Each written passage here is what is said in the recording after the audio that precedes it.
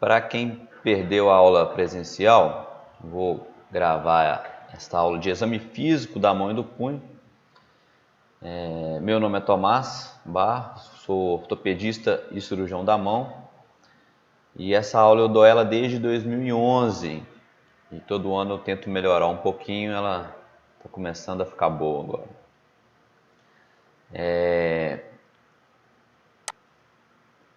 O que nós vamos tentar responder nessa aula? Quais são as principais doenças, os principais problemas que acometem a mão e o punho? Quais são as perguntas mais importantes que temos que fazer aos nossos pacientes para a gente conseguir montar o raciocínio clínico e até direcionar mais corretamente qual exame complementar vai ser solicitado? E como o foco principal da aula é como é feito esse exame físico, como é feita a palpação, a correlação com a anatomia, a avaliação dos arcos de movimento, o exame da força muscular e o exame neurológico, que é muito importante também na mão, e por último os testes especiais, que são o que eu gosto mais particularmente. Então a gente começa com a inspeção da mão. Aí na imagem, olha só, a gente já vê à esquerda aqui uma mão normal com a cascata de progressão dos dedos, a mão em repouso, e essa cascata quebrada na segunda imagem. Então só de olhar a gente já tem um diagnóstico, né? Uma provável lesão de tendão flexor.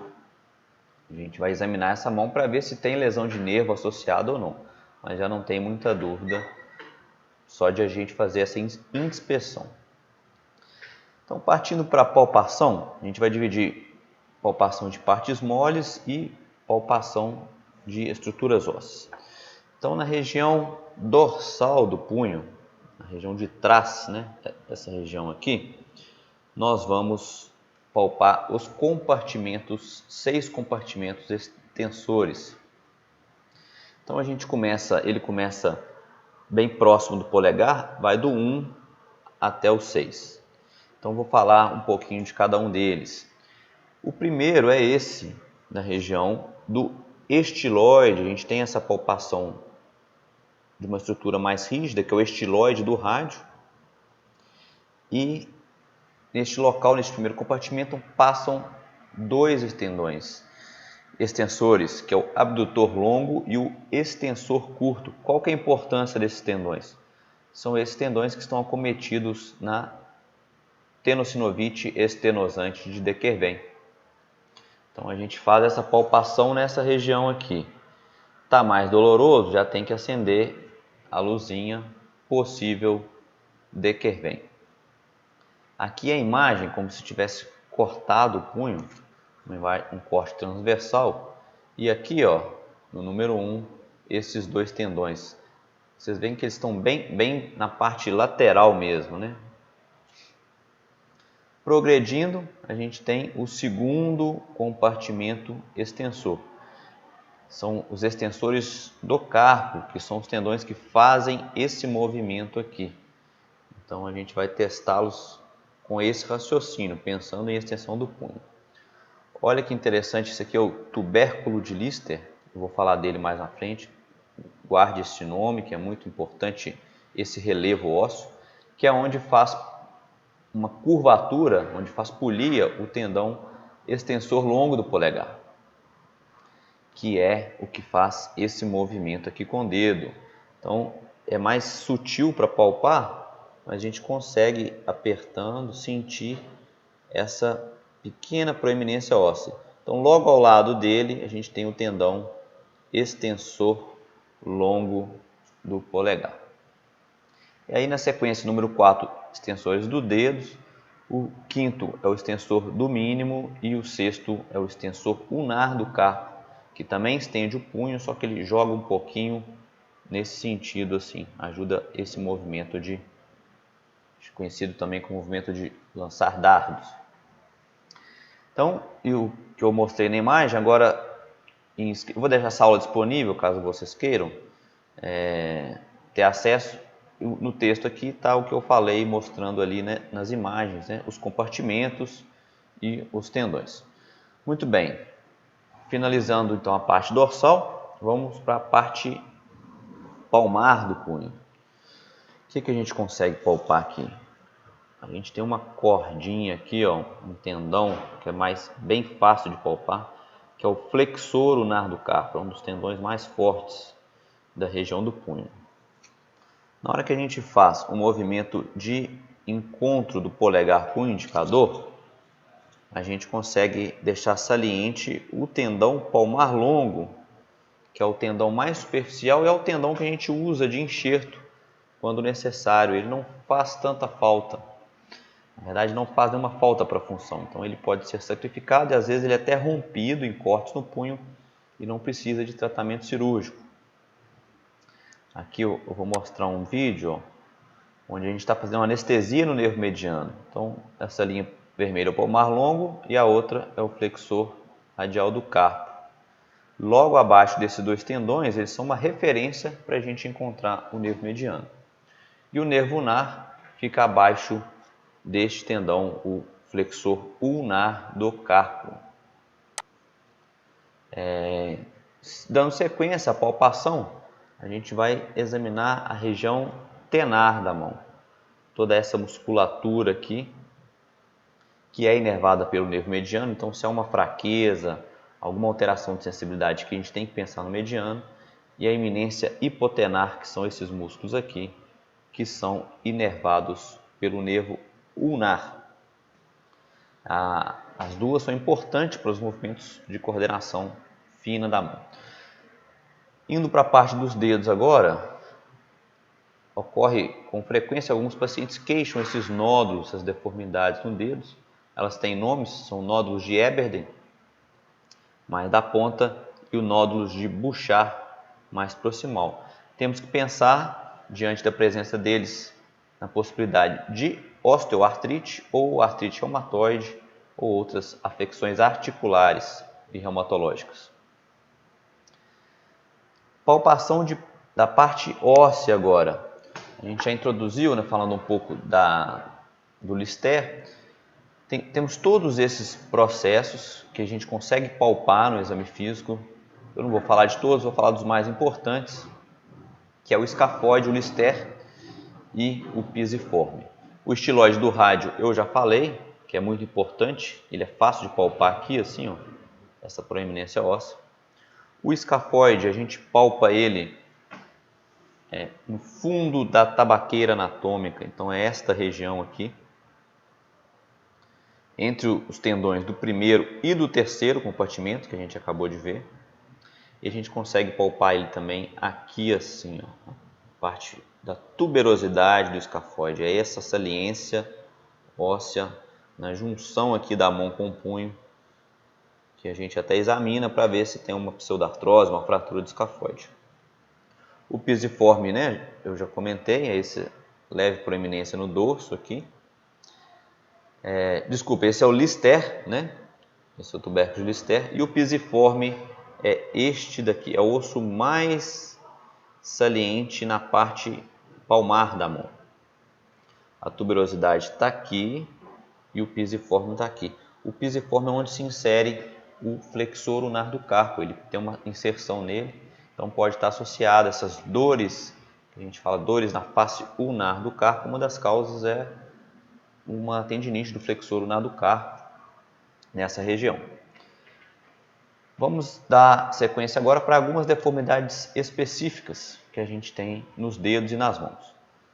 A mais comum, sem dúvida, é o dedo em martelo, que é quando há uma queda da falange, fica dobradinho assim, por lesão do mecanismo extensor do dedo. O dedo em botoeira é parecido, só que ao invés de ser na pontinha da falange, é aqui assim, ó. O dedo martelo, então, é na interfalangiana proximal e vai levar a...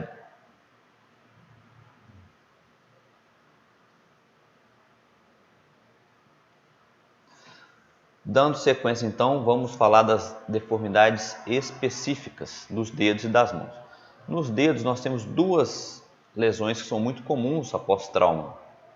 O dedo em martelo, que é quando o dedo cai assim, a pontinha, e o dedo em botoeira, que é quando ele fica dessa forma aqui. O dedo em martelo é uma lesão do tendão extensor na interfalangiana distal e o dedo em botoeira é a lesão na interfalangiana proximal.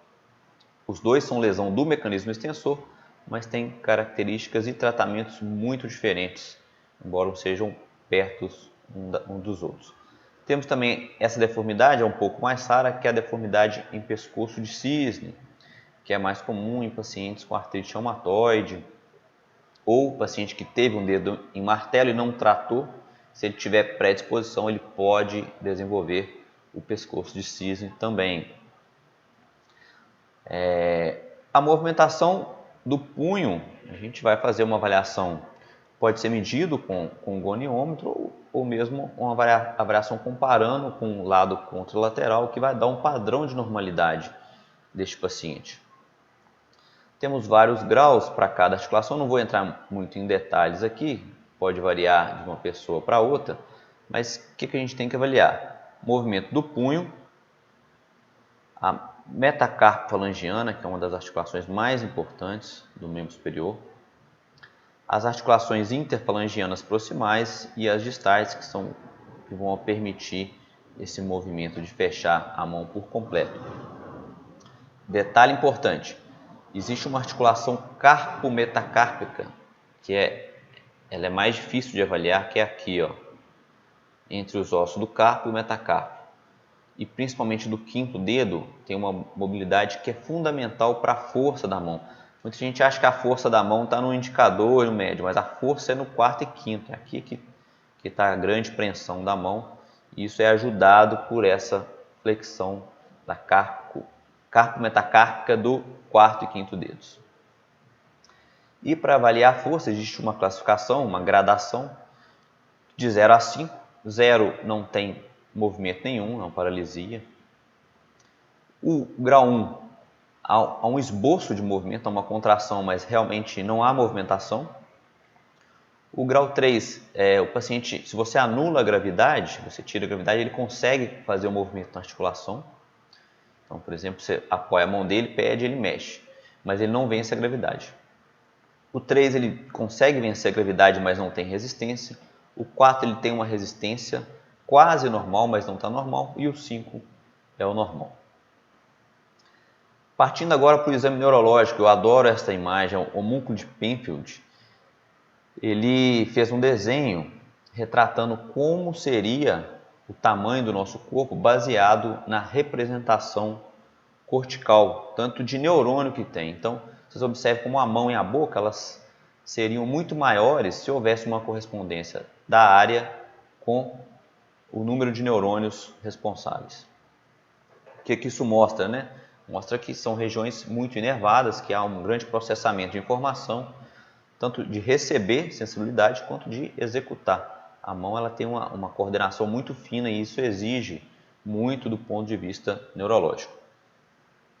A gente fala que a mão, o início da mão, a raiz da mão é o pescoço, né? O exame neurológico ele deve sempre contemplar a parte cervical. Por quê? Todos os nervos da mão têm origem cervical nas raízes C5, C6, C7, C8, T1 e é sempre um diagnóstico diferencial. Então a sensibilidade, por exemplo, da região daqui do braço tem uma correspondência na raiz C5. A sensibilidade aqui na região, por exemplo, do terceiro e quarto dedos tem uma correspondência com a vértebra mais abaixo, que é C7, e assim por diante. O exame neurológico periférico, a gente tem basicamente 3 nervos mais importantes, que é o radial, o mediano e o lunar. Essa imagem ela é ótima, fácil de gravar. A gente tem em amarelo o que é responsabilidade do nervo lunar, em vermelho a parte do radial, em roxo a parte do mediano. O radial é o menos nobre e quando a gente precisa de enxerto de nervo, a gente utiliza essa parte do radial. A face palmar da mão, a região anterior, ela é mais importante porque está sempre em contato, então tem que ter essa sensibilidade. Quanto melhor a sensibilidade, melhor vai ser a função. Então a gente viu a sensibilidade, agora a parte motora. Eu vou passar de uma forma muito resumida, que eu já gravei outros vídeos falando deste exame motor da mão, ele é mais complexo. De forma resumida, o nervo mediano vai fazer a flexão das interfalangianas e grande parte dos movimentos do polegar. Nervo ulnar pega um pouquinho da flexão do quarto e quinto dedo. E músculos intrínsecos são músculos que fazem cruzar, que fazem movimentos de abdução. E nervo radial é a parte de extensão. Então, extensão do punho e extensão dos dedos. E por último, e aqui é a parte mais legal, os testes especiais que vão nos ajudar muito a ter noção boa de um diagnóstico, a conseguir solicitar o exame ou até contraindicar a solicitação de um exame complementar. É a parte mais refinada, que a gente vai juntar toda essa questão da anatomia com o exame físico. É muito comum na ortopedia a gente utilizar epônimos, que é o nome do autor que descreveu o teste especial. Isso é uma forma mais fácil de memorizar. Existem milhares de epônimos para a mão, não dá para a gente falar todo. Eu selecionei os que a gente utiliza com mais frequência, os que são os mais importantes. Como teste especial para exame de tendão flexor, eu vou deixar aqui o vídeo que mostra o exame do flexor superficial e aqui o exame do flexor profundo dos dedos. Isso é muito importante porque cada dedo ele possui dois tendões, o profundo e o superficial. Então, às vezes a lesão de um pode confundir e passar despercebido se o outro estiver íntegro. Para avaliação da circulação da mão, esse teste eu gosto muito, é o teste de Allen, que na mão a gente tem, já deixei outro vídeo também detalhado sobre isso no canal. A gente tem a parte do punho onde passa a artéria radial, que ela é até mais facilmente palpável, que todo mundo consegue sentir e palpar. E tem a artéria ulnar que passa um pouco mais profunda aqui, nessa região. O teste de Allen a gente vai comprimir as duas e ele é feito em dois momentos. Solta uma e vê se a circulação da mão voltou e depois repete e solta a outra. Tem um vídeo com uma imagem que ficou bastante legal, depois dê uma olhada, vou deixar na descrição. O teste de Watson ele é muito interessante para a gente avaliar as possíveis instabilidades do carpo. Então, vocês lembram do escafoide, da tuberosidade que a gente palpou? É o ponto de referência e a gente vai fazer essa movimentação do punho, observando se há alguma instabilidade, um clank, algum barulho, algo de anormal neste punho, nesse movimento do carpo. Esse é o teste, também a gente avalia as instabilidades ligamentares no carpo, a gente vai fazer similar ao que faz de gaveta no joelho, né? Faz um teste de gaveta no punho. Um teste que é sem dúvida o mais conhecido, o mais usado, é o teste de Fallen, que a gente vai buscar irritar, né, incomodar o nervo mediano. Ele é realizado desta forma. E o que a gente está investigando nesse teste? Aumenta a pressão ali no canal, no túnel do carpo, e se o paciente sentiu os sintomas dentro de 1 minuto, e quanto mais precoce, mais indicativo de haver uma possível alteração deste nervo mediano no punho, no túnel do carpo. O outro teste para nervo também que a gente utiliza é o teste de Tinel. O Tinel pode ser feito para mediano, para nervo ulnar, para qualquer nervo. Que a gente vai fazer a percussão com o dedo mesmo. E se houver disparo, se a gente sentir radiação, um choque, dor, similar ao quando a gente bate o cotovelo numa porta, se houver esse choque, é sinal que o nervo pode estar com alteração da sua mielina, com alteração da sua condutibilidade elétrica. Um outro teste especial, a gente viu lá no início os tendões do primeiro compartimento e aqui a gente testa eles, estressando-os, que é colocando o polegar entre os dedos, fechando e fazendo esse desvio. Se ele tiver positivo, esse é chamado teste Fulkenstein positivo, a gente tem que pensar na tenossinovite estenosante de De Quervain.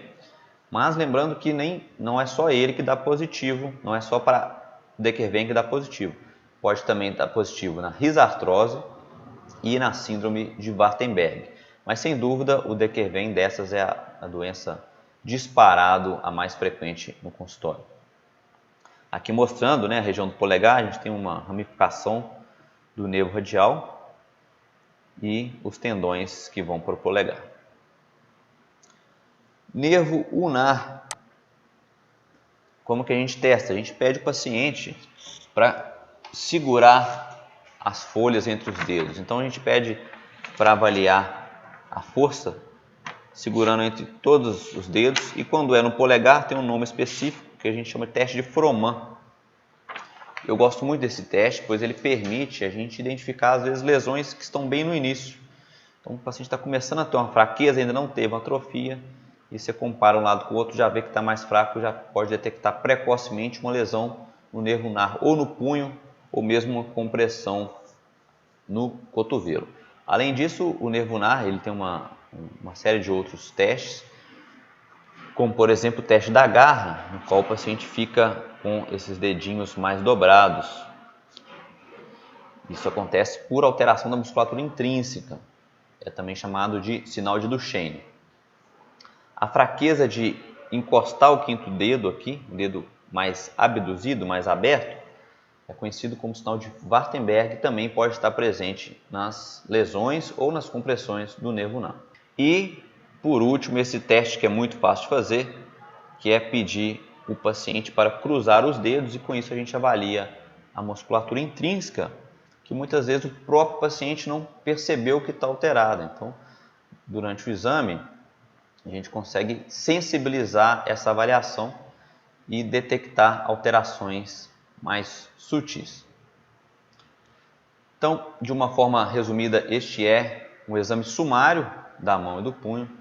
Eu brinco que é sem dúvida um dos mais desafiadores. Eu falo com os residentes que joelho, ombro e quadril são fáceis, até coluna é fácil perto do exame da mão.